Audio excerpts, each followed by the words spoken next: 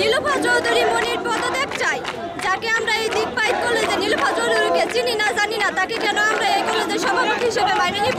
আমরা যে পর্যন্ত নীলুফা চৌধুরী মনি পদত্যাগ না করবে সেই পর্যন্ত আমরা এই কলেজে ক্লাস করবো না, কলেজে তালা ঝুলবে। এই দিকপাইত এলাকায় অনেক সদস্য আছে, অনেক মানুষ আছে, অনেক জনগণ আছে, তাদের মধ্যে থেকে একজন সভাপতি হিসেবে গণ্য করতে চাই। নীলুফা চৌধুরীকে আমরা এই কলেজের সভাপতি হিসেবে মাইনে নিব না, এখনো না, কোনো দিনও না। যে আওয়ামী লীগের তুষার মির্জা আদমের বান্ধবী ওই নীলুফা চৌধুরী মনি 17 বছর তিনি আওয়ামী লীগের সাথে আঘাত করে জামালপুরে যার কোনো পদচারণা ছিল না, জামালপুরে কোনো আন্দোলন সংগ্রামে যার কোনো পায়ের ধুলি প্রদর্শিত হয় নাই, সেই নীলুফা চৌধুরী মনির বন্ধু হচ্ছে জাতীয় বিশ্ববিদ্যালয় ভিসি আমানুল্লাহ মান। তার সাথে টাকার বিনিময় করে দিকপাইত শামসুল হক ডিগ্রি কলেজের অ্যাডহক কমিটির সভাপতি মনোনীত হয়েছেন। আমরা এই সভাপতিকে নিন্দা জানাই এবং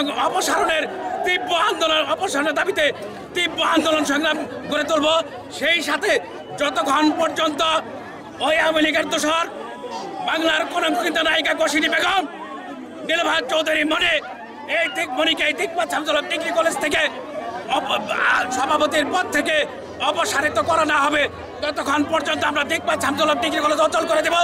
সেই সাথে দিকপাইতের মহাসড়ক আমরা অবরোধ করে রাখবো এবং আমরা জামালপুর জেলা প্রশাসনকে উদাত্ত আহ্বান জানাই, যতক্ষণ পর্যন্ত এর সুরাহা না করবেন ততক্ষণ পর্যন্ত দিকপাইত কলেজের সকল একাডেমিক কার্যক্রম আমরা জামালপুরের জেলা প্রশাসনের মাধ্যমে পরিচালিত করার জন্য উদাত্ত আহ্বান জানাই।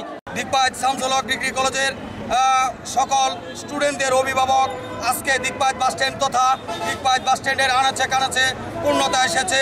আজকে দিকপাইত বাসস্ট্যান্ডে একটি স্লোগান এবং একটি স্পট আমরা শুনতে পাচ্ছি, সেটা হচ্ছে মহিউদ্দিনের দুই গালে জুতা মারো তালে তালে এবং নীলুফা আক্তার মনির বিরুদ্ধে যে আওয়ামী লীগের দূষর, সেই আওয়ামী লীগের মহিউদ্দিন তার ষড়যন্ত্র করে এই 17 বছর যে নীলুফা আক্তার মনিকে আমরা দিকপাইতের মাটিতে দেখি নাই, সেই নীলুফা আক্তার মনিকে আওয়ামী লীগের দূষর বাস্তবায়ন করার জন্য আজকে আমরা শুনতেছি দিকপাইত শামসুল হক ডিগ্রি কলেজের তিনি সভাপতি হিসেবে নাকি হওয়ার পায়তারা বা চেষ্টা করতেছে।